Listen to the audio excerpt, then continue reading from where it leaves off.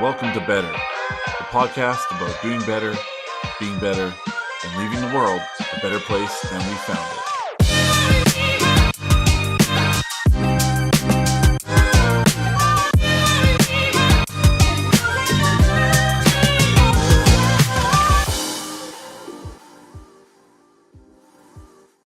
What's going on, everybody? Welcome to Better. I'm Jay, your host. Do better, be better, make the world a better place. Our motto. If I'm orange, which I think I am right now, I don't know why. I'm trying to pretend like I have a tan or something. I don't know what's going on, but the camera wants to go orange for some reason today. And I'm just going to go with it because it matches the jerseys of my guests. So, Luna, come here. Come here. Everybody keeps wanting to see Luna. Hang on a second. I'm going to grab Luna. One sec. Okay. Nice stuff. Oh, really? Mm-hmm. That's Luna. Oh. So what kind of puppy is that? Like a pug kind of? It's a pug. Yeah, everybody wanted to see Luna because she keeps interrupting episodes because you can occasionally hear her in the background because she's a pug and she's noisy as hell. So I figured you guys can see her. All right, a couple of things just take care of for a second before we get started. We have a whole lot of special guests coming up.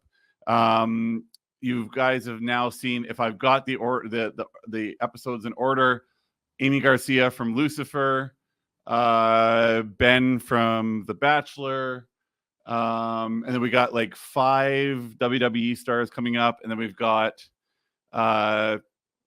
you would have seen the episode already with Jeffrey, who he was acquitted after being wrongfully accused of murder and rape after 17 years in jail. And in August, because right now it's June, so in August, at the end of August, I actually have a guest who I've been wanting to get on to various different platforms I've been on forever. And yesterday, I just went on like a thread storm with him, and I convinced him. So it'll be in a couple weeks. I'm going to tape it, and then at the end of August, it'll come out an episode with someone who has been through it all. He lives a very successful life. He's an actor, but he also leads a life with bipolar disorder, and he's gone through various iterations of medication and all that. He's had, we'll call it a difficult time with his disease. And he is about to retire from what he is currently doing from the acting gig he's on. And he's going to spend the rest of his years as a mental health advocate. So I thought he'd be a good guy to have on because a few of you guys have told me that we're not spending enough time on mental health. Which I thought we spent a lot of time on mental health, but evidently I guess everybody wants to see more mental health. So we'll do that. He's going to be the ultimate mental health guest to have. So I don't want to give away the name right now because I have a lot of people in my audience that know him and love him. And I have a lot of people that are going to come as a result of him being on the show. So I'm just going to tease him. I'm going to tease you guys for the next 2 months. Okay. And then eventually you'll get the episodes. So, with that said, follow, subscribe, share, do all that fun stuff online, and let's get into the episode. So I went on a couple of forums and I was kind of looking for guests that were a little different than what we've been doing. I really wanted to get more into personal stories than people that are just kind of, I get a lot of coaches, and if you're a coach and you're watching this, great. Absolutely awesome, your career. I'm sure you're helping people, but I want more personal stories because somebody coming on and telling people in an itemized way on how to live their life, I don't know necessarily that's as helpful as some people coming on and saying, hey, here's what I went through. Here's how I got through it. I think that's more constructive than kind of like a guidebook to how to do it because there's no guidebook to life. So I'm raspy right now. Weird. Hang on. I'm going to take a little sip of my drink here, my Thrive. Oh, and now Luna's sitting next to me. She wants to be on camera more. If you guys want Luna to host an episode, just let me know. I can arrange it. It'd be weird, but I'm sure she can pull it off. All right. So my guests that I have today are Becky and Ashley. they've been through it. That's what I'll say. They've been through it, and I'm gonna let them tell their story, and then we're gonna rap about it. So let me just take them off mute and pull them in here. Becky and Ashley, how you doing? Good. How are you? Not too bad. So the first thing we want to get out of the way is you can actually trust the things they're saying, even though they're Oilers fans. Okay, so Go Oilers.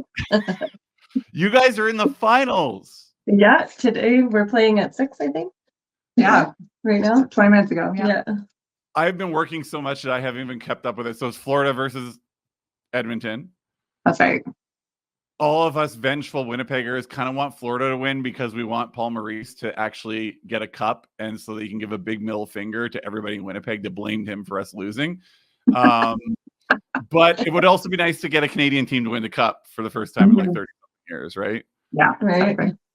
And I honestly believe that if McDavid does not get a cup this year, he is going to demand a trade because that guy needs a cup. Right. Definitely. Yeah. So who's your favorite Oiler? Is it McDavid? Yeah. Kane. I love Kane. He's a good one. Oh, Evander Kane, really? You know what I like about him? When he came to the team, like he had so many strikes against him, and I love an underdog. Like I loved how badass he was. I'm like, oh yeah, you like faked all that stuff. You have all this gambling debt. I'm like, I love you.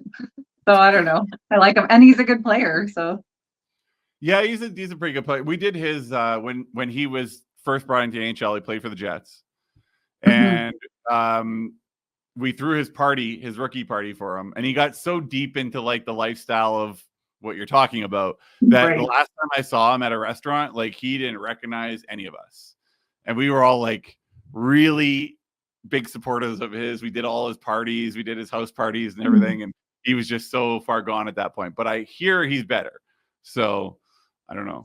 Have you guys met him? Have we met him? no, No. Well, you should. He likes blondes. You should go meet him.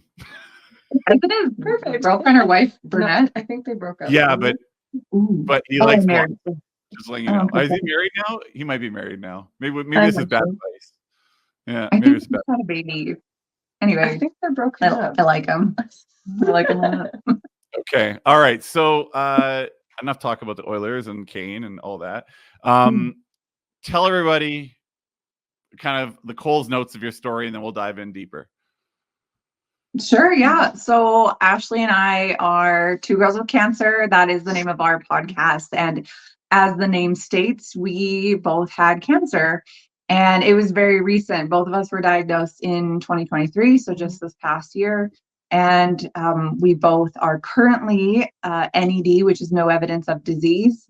Not to say that it will never come back or anything like that, but right now we're enjoying being cancer free, and we're sharing our story on YouTube. And not just our story, we're talking about a lot of different things, different modalities that worked for us and different holistic practices that worked for us. And yeah, sometimes we just come on the camera and vent. Sometimes you need that after a really traumatic experience. So some science, mostly venting. Mostly venting. Okay. So my family, I think all but one person has died from cancer. No. So it's been very prevalent in my family. My mom currently has CLL, and she's in the middle of that battle. She's doing pretty well. You're obviously not going to do perfectly when you're fighting cancer, but she's doing a lot better than the doctors thought she was going to do. So good. for how far along she was. So the one thing that I find, did you guys ever? There was a movie with the guy that played Pacey on Dawson's Creek. Joshua Jackson. Yeah. Yeah. Did you guys ever see the movie where it was 1 week or something? He got diagnosed with cancer. Did you I don't guys ever see that one? So they did a really good job of the doctor being like, the doctor comes in and says, "I'm sorry, you have stage 4 cancer," and he goes, "Well, how many stages are there?" 4. Is 4 good or 4 bad? 4 is bad. Oh, and then they kind of like went through the appointment, and I felt like they did a pretty good job of encompassing what that moment might be like. But when did you guys get diagnosed around the same time? About a month apart. Yeah, if that. Yeah. And you were friends before this? No, we didn't know each other, but we are from the same town. Yeah. Got it. Okay, so you bonded over Cancer. this. Yeah. Okay, It would have been got nice to bond over something Right? different, like mutual friends or partying or something, but Yeah. probably, but hey, in those times to find people that can help you. I mean, that's Mhm. that's nothing wrong with that. What I Mhm. guess individually, each of you tell me what it was like. How did the diagnosis play out? Like what happened? Thankfully, it didn't happen during COVID. So you weren't Oh like my God. sitting and watching TV Yeah. and relaxing. Your doctor zoomed you and was like, "Hey, by the way." Yeah. I Or think like I have would to have wear a been- mask to the center and be alone for all your treatments. Yeah, no thanks. Yeah, you go Yeah. ahead. All your thing. So I guess 6 months prior, my stomach, I had so many different symptoms. And then it was February, my stomach blew up and I looked like I was 9 months pregnant. I ended up having diarrhea from 12 in the morning until 5 in the morning. And then I went to bed. I thought I had the flu. So I was like, I woke up at 7, got my son ready for daycare. He was 3 at the time. And I went to work and I was at work. I was trying to get everything ready and I couldn't even stand up. My stomach was just so sore. My mom had tried to make me go to the hospital, but I'm like, I'm fine. I don't need to. I'm okay. And when you're a single mom, you do what you got to do, right? And so I ended up going to the hospital and they couldn't figure out what was happening with me because all my blood work was just fine. It was normal. They sent me for a CT scan and then I get a phone call. I was downstairs in the cafeteria with my family and they're like, "Where are you? You need to get to the emergency now. Your appendix burst. You have appendicitis." So I was like, awesome. I was like, we figured out the problem. I was like, I went for emergency surgery. Everything that they cut out of your body, they send for a biopsy. So pathology, it's a biopsy too, same thing, I think. And so I get a phone call at like 8:30 in the morning. This is about 3 weeks later. And she's like, are you sitting down? And I was at the time. And she was explaining my cancer. Well, all I heard was cancer. I didn't hear anything that she said. She talked to me for about 15 minutes and I had, like your brain goes blank. You don't know. I had the worst day. I was bawling. Like when you get told you have cancer, you're like, oh my God, like my life's over because that's the world we live in. It's like cancer is a death sentence. Mhm. So then I ended up going for 2 more surgeries because the cancer, like the appendix burst and it spit the cancer in my abdominal wall. I went for my second invasive surgery, April 20th. I lost half my colon, my peritoneum tissue, 8 cancer masses, 30 lymph nodes, and then my leftover and fallopian tube. So that was in my second surgery. And then I had confidence that I was going to be fine. And then October 4th, I went for my third surgery. I ended up having a bowel obstruction because of scar tissue shut down my colon up here and then some of my intestines down here. And then they did another exploratory surgery. I didn't find out I had stage 4 cancer until I think August after my second PET scan, which right now I don't have active cancer. But the thing about the form of cancer that I had, it's called, you say it, she's better at saying it than I am. Neuroendocrine cancer. So it's a hormonal cancer and I was stage 4. So there was no help for me. I didn't go through chemo. I didn't go through radiation. The only thing that I could do was go through surgeries to get it cut out. And then now going forward, there's no preventative measures. So I'm never in remission because the form that I have always comes back and takes your life is what I've been told. But I will not let that happen. Right now I don't have active cancer. So, I'm trying to stay as positive as I can. I went down the holistic route because that was What else really, could you do? there was nothing else for me. So I take a ton of supplements. I went and got my blood live tested. I don't know if you've ever heard of that, live blood analysis. So I truly believe the surgeries that I had and getting that done, that saved my life. Because if I didn't go get that done, I had microscopic parasites. I was infested in them. I had heavy metals, mold, fungus, blood clots, and my liver was failing. So it took 4 months for me to turn my blood over because that's how long it takes for your red blood cells to turn over. So I was able within the 4 months to get my blood so much better.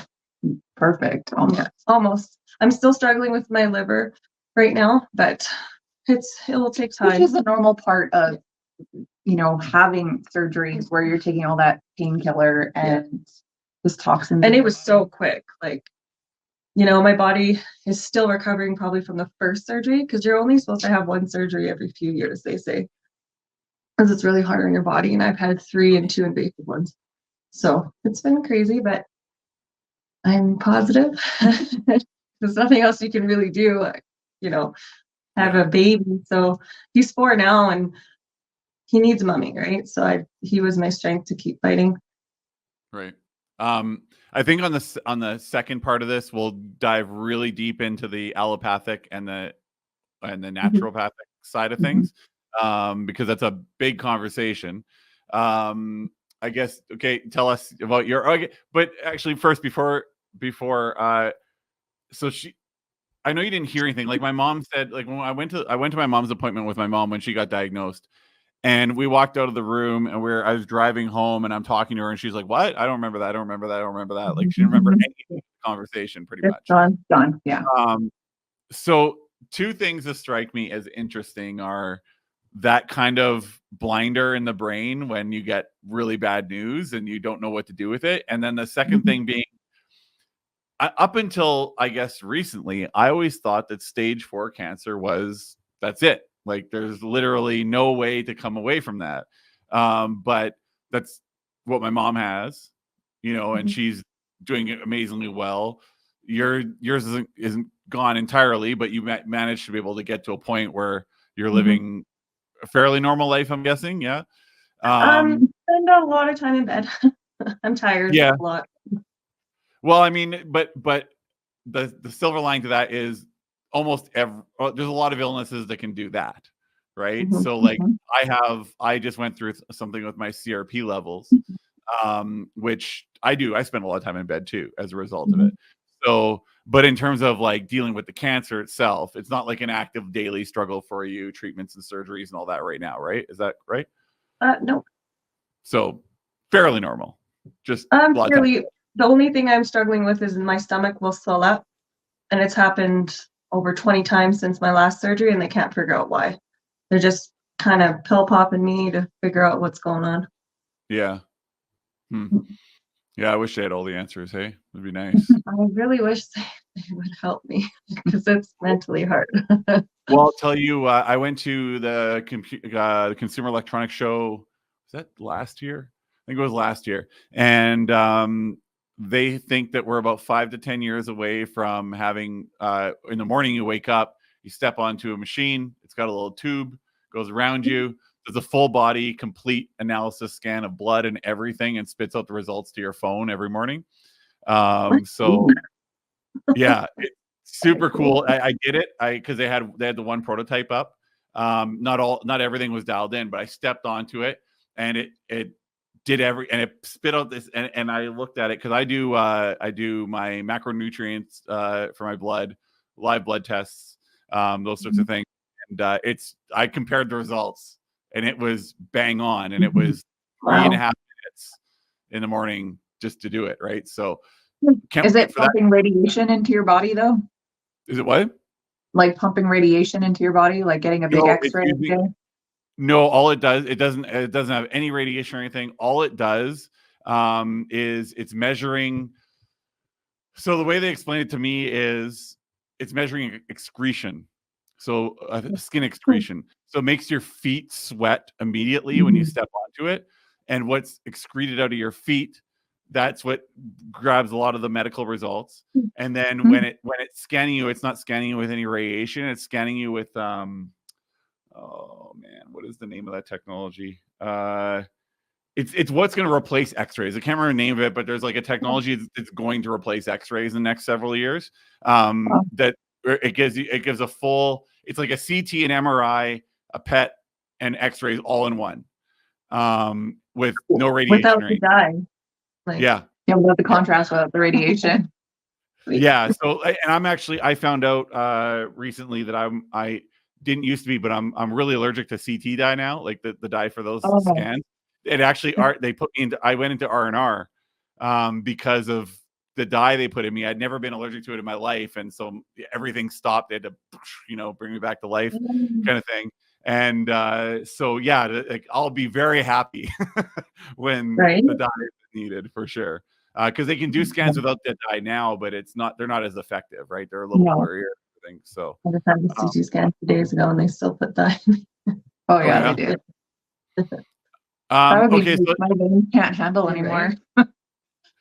yeah, there is a point where you're right, and that's it's hard because I know that big pharma and all that, there's a lot of discussion about how shitty they are. But at the same time, like if you look at, I know a lot of medical researchers and everything. When I was in a microbiology course, and they really are trying to figure these things out. It's just not easy, right? And cancer No one is at the very, very top, but those middle guys are definitely trying to help you. Yeah, for sure.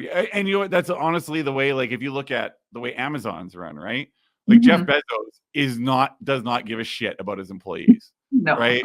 Not even a little bit. But the middle manager guy who deals with them or woman that deals with them on a daily basis, like they're trying to be an advocate to get them better pay and everything. And it's kind of like that in everything in life, I think.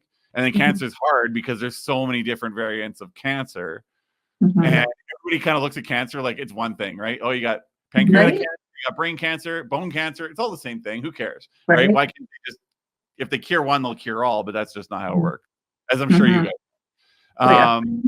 So how about your story? How about your diagnosis story? Okay, so I was diagnosed with stage 3 breast cancer, and I had no symptoms at all, nothing leading up to it. I was actually quite pardon me? Young for breast cancer.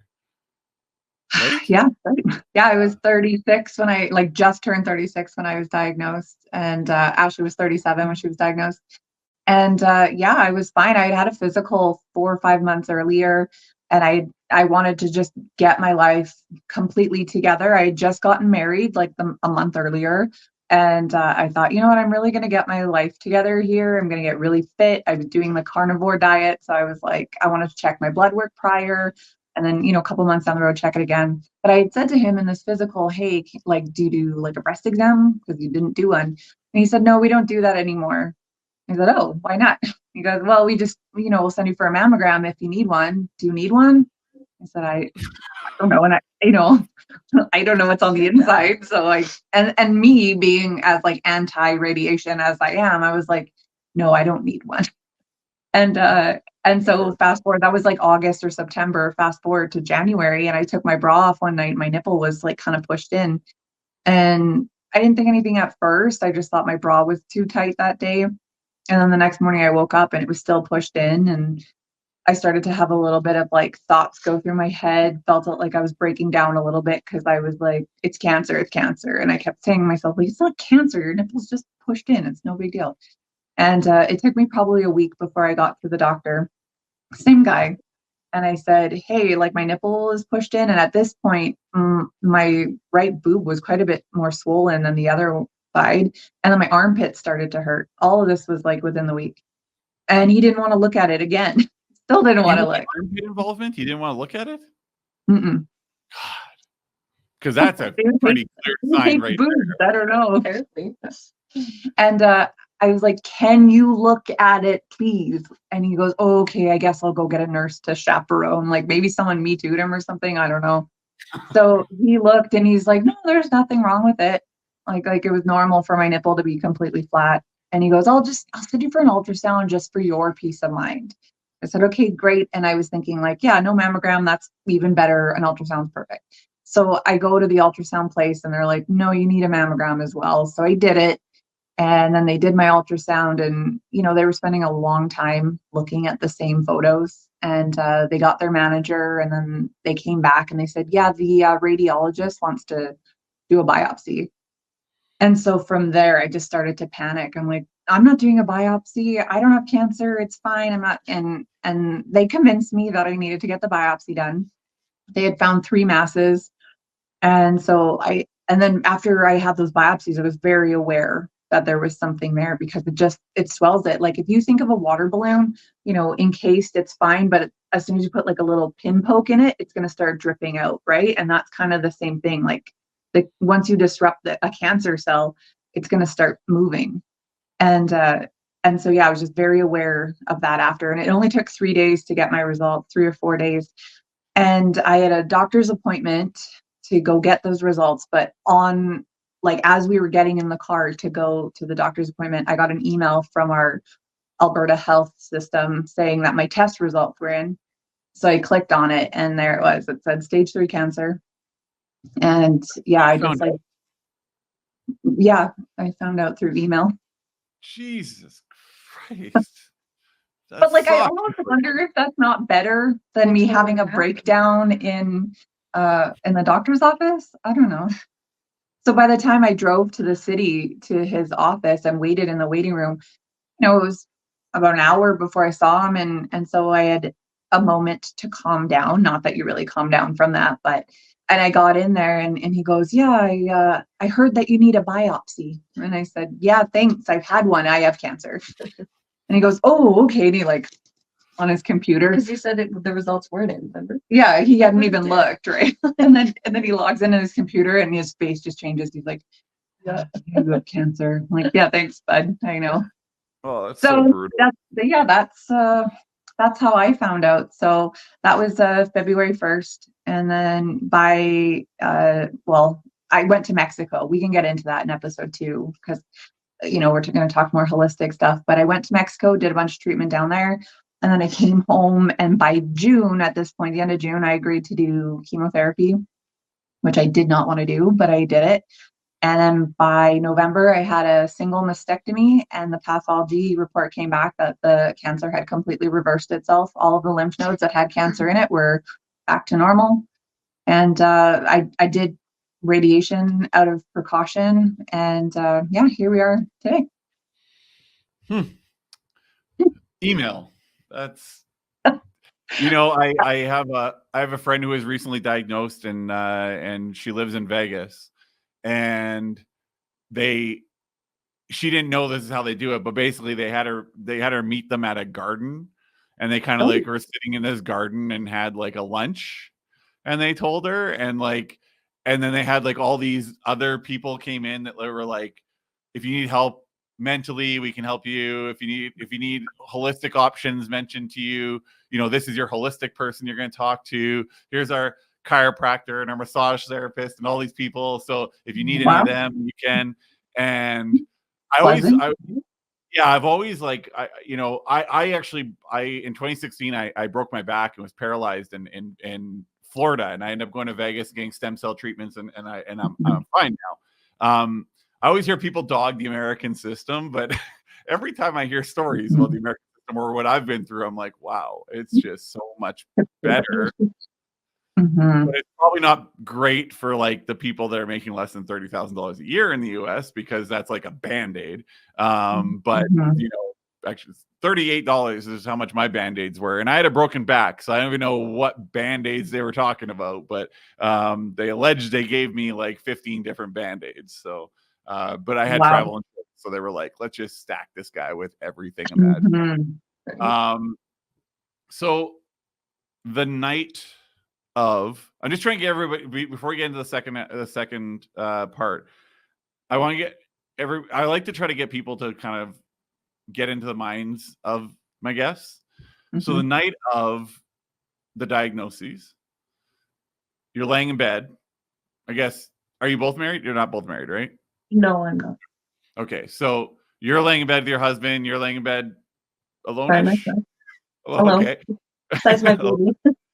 Okay. What do you? First of all, do you sleep that night? And what's going through your brain? Are you thinking like, this is it? Like, get my affairs in order? Or are you thinking I did. Oh, you did. Okay. No, I got a will. Because they told me there was nothing for me. There was no cure. There was no help. And if they weren't successful in my second surgery, I would have 15, what do they say? 6 months to 15 years to live.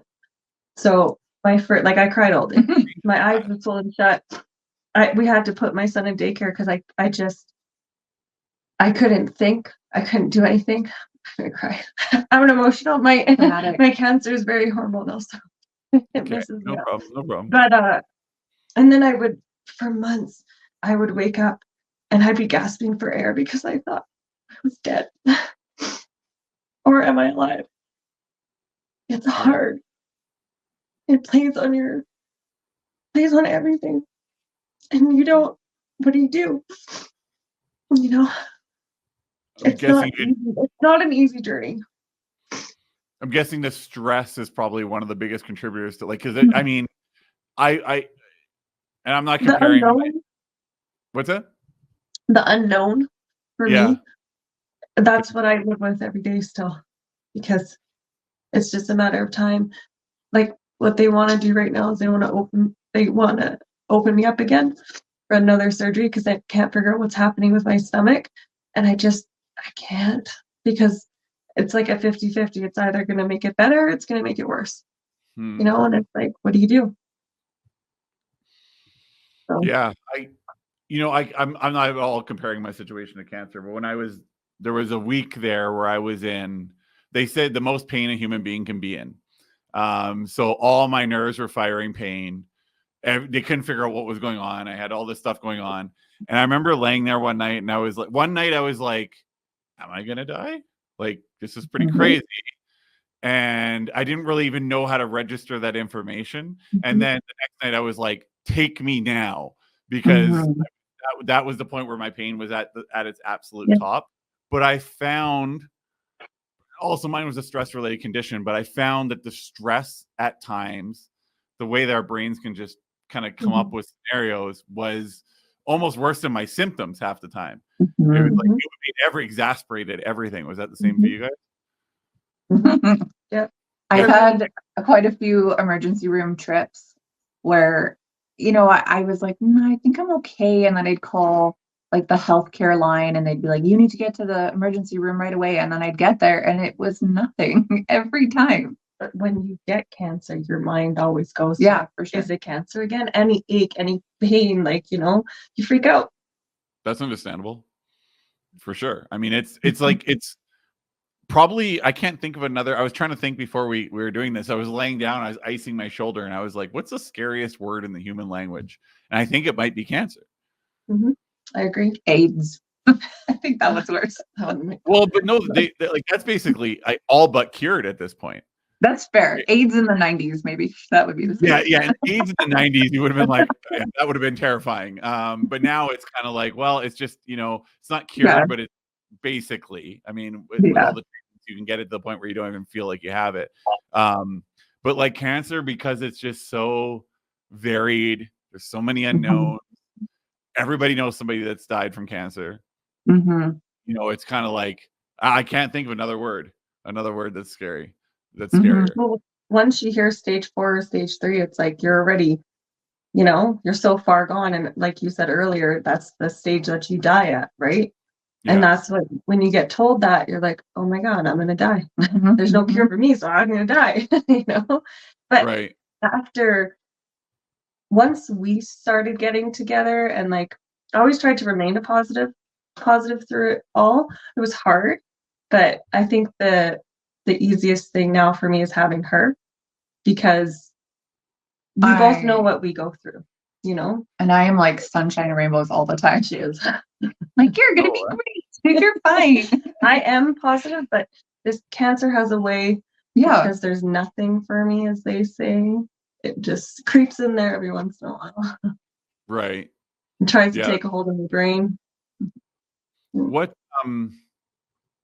when you were I guess when you're confronting your mortality, right? Did you feel like, this is a question I always ask. I ask myself this almost every day, but do you feel like you guys are both great now, which is awesome? Like, you're both doing well now, but when you were in the thick of it, I know like you were only in your 30s, so it's, you feel like you're robbed of time, but what did you think about your life to that point?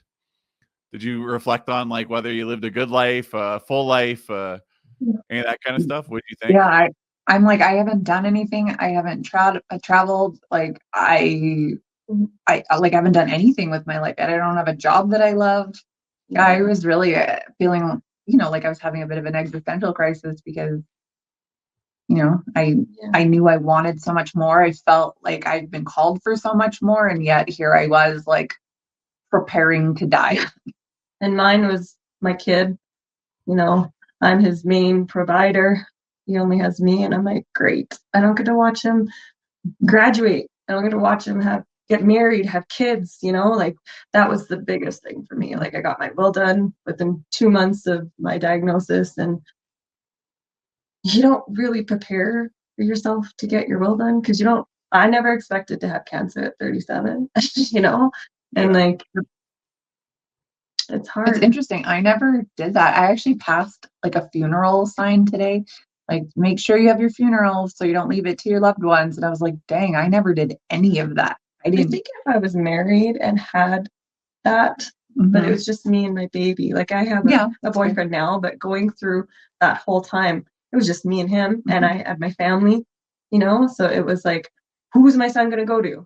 Can't go to his baby daddy, you know, because he's not active in his life. And like I had to pick who he had to go to, you know. It's not something you expect to do when you're a young mom.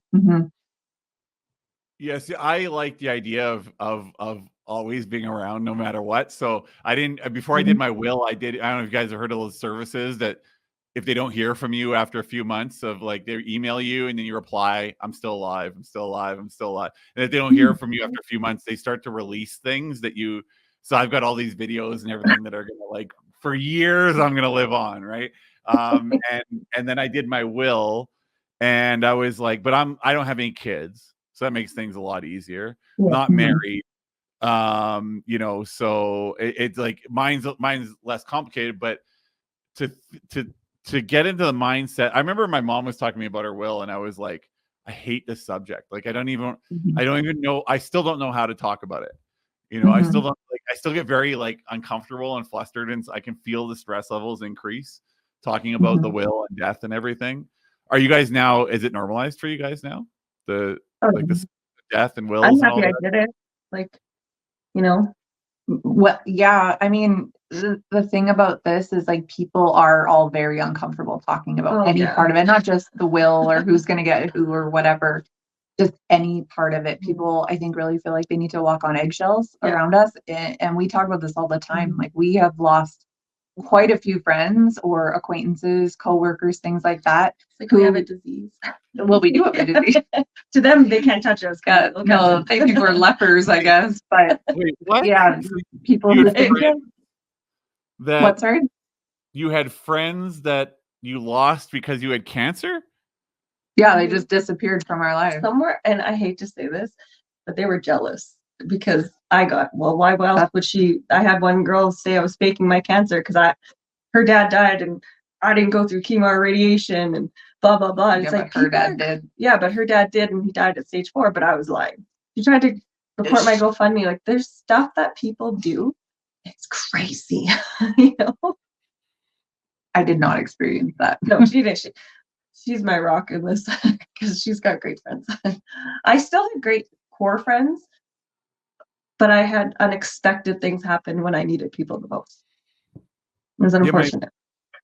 My barber and I were talking about this today about people that leave their significant other when they get sick. That there's like, and I didn't know that it's rampant. Like apparently, because he's 60 something years old. So he's been around longer than I have, and he knows he's known a lot of people that have gone through these things. And he was like, "Yeah, it's like he's like, I bet you 50% of the people I know that have gotten sick, their relationship, their partners just left. They're like, I can't handle this, I'm out." And it's like, but didn't they like listen to themselves when they did their vows? Like it's right there. You know, it's sickness and health. That's such a weird thing. And the irony of that, when I was when I was declared cancer free, I remember like a day or two later getting mad at my husband for not being emotional enough. But like meanwhile, he just like stuck around with his bald one boob wife and like it was no big deal. And then I'm like, why didn't you cry more? Yeah, well, and I definitely, if I go through something like this with somebody, I'm always the very rational, non-emotional person. And the only thing on earth I think that makes me cry is those sob stories before America's Got Talent when they're like, I went, like Nightingale or Nightbird or whatever her name was. Yeah. It's like a big story and Yeah. everything, right? It's like that's the only stuff that makes me cry. Everything else, I'm just like, my mom made me executor and everything because she's like, I know you'll do what's necessary. You'll take emotion out of it and you'll just do it, right? And I was like, okay, and that's how I am. So I'd be getting a shit like your husband did, because I'm not emotional either. Well, the thing that got me is that one day he found this like little lump on our dog's stomach, and I thought it was a nipple, and he was telling me about it, and he like started to well up. I've seen this guy cry once, maybe twice. And I got so mad, and I was like, I'm sorry, the dog has a third nipple that you didn't know about. And I'm like, and I had cancer, and then I no longer had cancer, and you didn't even shed a freaking tear, but this dog's nipple is making you cry. So I was really upset about that. But looking back, it's really nice to have a rock through all of that. Someone who is not going to also have a breakdown the same time I'm having a breakdown. Yeah, he said, like, you don't see me freaking out in my car, like bawling by myself in there. I'm like, that's what I was gonna say. I guarantee when he was alone, he did what he had to do, right? He got it all out so that he could be strong for you. At least that's we have a lot of conversations on this show, and this is totally off topic, and we won't spend too much time on this, but what makes a man or a woman, right? And like, in terms of traits and all that, and that is definitely one of the things that I think defines a man, is somebody that does that.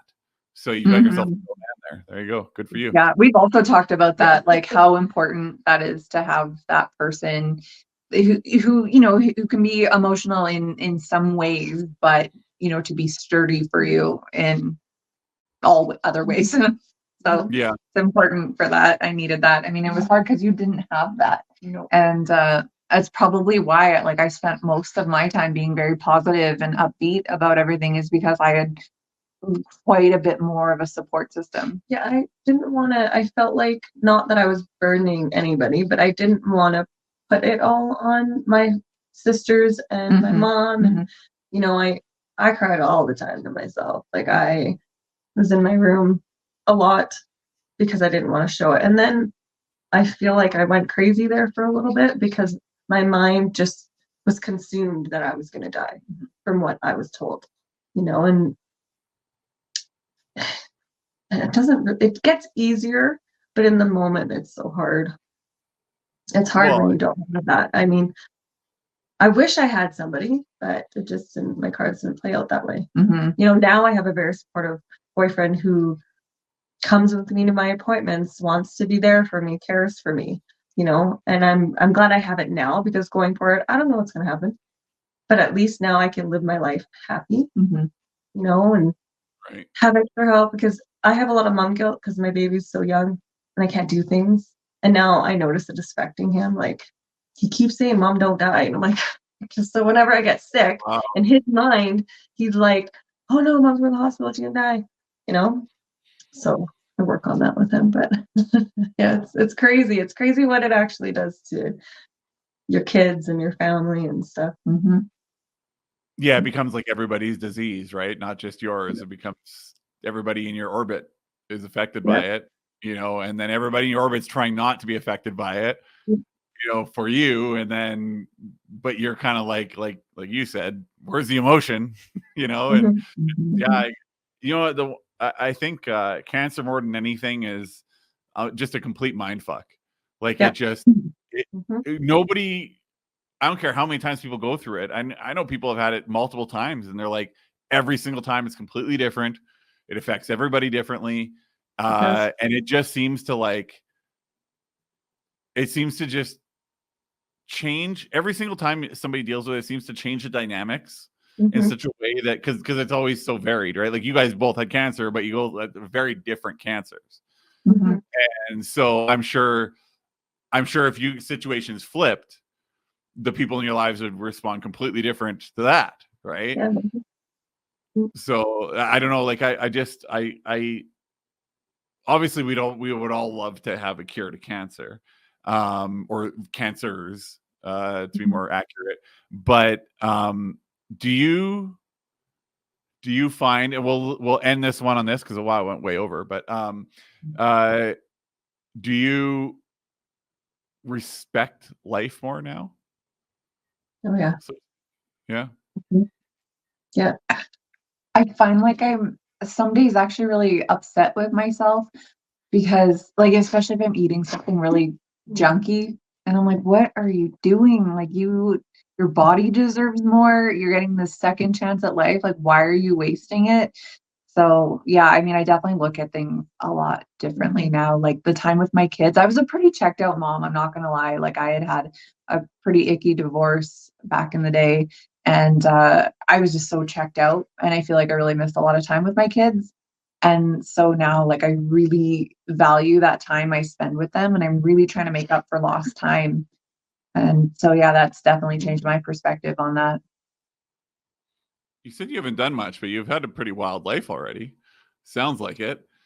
Yeah, I've had a wild life, just not in Europe or Asia. It's the Edmonton in Alberta. Yeah, right. So let's end this one off on. I'd like to know. Let's end off with something good. This part.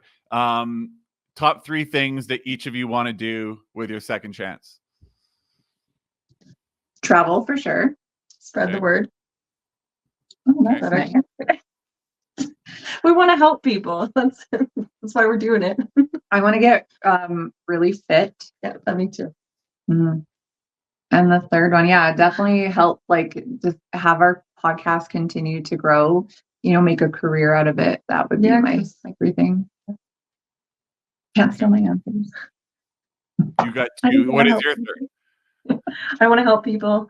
I've always been like a mother everywhere I've worked. I've always taken care of people. That was my thing. And then I have a social media platform before I published the cookbook. So I was always like sharing recipes, doing stuff like that. And then when I got sick, I'm like, I can't do anything anymore. And then I was like, no, I'm going to share my story. I'm going to share my juicing recipes because I meal prep all that. So I've put my heart and soul into doing that. And I love it. I just want to help people. I want to be able to, get to a place where have a home for us, like be more healthier so that I can go do things with my kid, go to a park with him, be more active, but it's hard. But I know I'll get there eventually. It's only 2, but that's pretty much. And maybe travel when I get to fly again. That's fair. Yeah, it's the worst when you can't do things you used to be able to do. Yeah, I have a hard time with that. Yeah, I can't I can't run right now. Which I did parkour for years, and and now I can't run. I tried today actually. I was like, oh, I'm gonna try to, because I took Luna out for a walk and I was like, let's do a jog. Yeah. Nope. Like I can feel the back of my leg click, click, click, click, and I'm like, what the hell is even happening right now? I can't even understand what's going on in my body right now. So I'm like, nope. But it feels so restricting. But at the same time, getting back use of things that you could do before and like slowly gradually as you get better, man, are those big wins. Like 2 weeks ago, I kneeled for the first time this year, and I was like, oh my God, this big moment. And I'm like, I'm just kneeling, like you shouldn't have to celebrate these small little tiny things, but they're great. Yeah. So, okay, let's, what is it? Sorry. Okay. So the way you're doing better is with the podcast. So the podcast name is again? 2 Girls with Cancer. 2 Girls with Cancer. Okay. And it's on it's on Apple and Spotify and Apple, Spotify, and YouTube. Okay. And I haven't put it on any of the other ones, like the lesser known streaming sites, but yeah, you can find it on those main 3. Okay. And we can talk on Instagram as well. Right. How many episodes into it are you guys? 8. Yeah. 8 so it's pretty fresh. Yeah. Okay. All right. Well, go follow them and go subscribe to their podcasts and do all that fun stuff. So that we're gonna end off part 1 here, and in part 2 we're gonna talk a little bit about the way that they got better, as opposed to the journey through the beginning. When disease or illness or injury or anything that's kind of long-term strikes, it can be very, very hard if you've got nobody, it'd be very, very hard to get through it. And I was an isolationist. That can't be right. Isolationist in my life prior to January, prior to meeting Shauna in the summer last year. And I've been through, so as you guys know, I was through my broken back in 2016 and then through this whole CRP thing right now in 2024. I can tell you that it's way better going through it with people than not going through it with people. And if you don't have people, I don't get paid for this. I know they pay other podcasts to do it. I don't get paid for it. I don't do ads or anything. But I can tell you that when you can't go somewhere, you don't have people around you, use BetterHelp. It will help. They got and you can switch out therapists until you find one you like. So if you have nobody and you're going through something like what they're going through, or any kind of a situation where it's long term, don't think that therapy is for people that have given up or people that are losers. It's definitely for people that want to understand it more and feel more at peace. And that's something that therapy can give you. So if you're going through something like what they're going through, or anything you're going through that's long term, and you need and you feel like you need to talk, that's a great resource for you guys. Okay, so we're gonna end off part 1 here. Part 2 will be a week after, as we do. And I'm not going to belabor it. Just subscribe. Okay, I'll just give you one item of homework here. So subscribe to the podcast, and I'll see you guys on part 2. Thanks for checking out Better. If you got to the end, it must mean you liked the episode, right? So how about 5 stars, maybe a sub, maybe a share. Great universal comment points. And good luck on your better journey.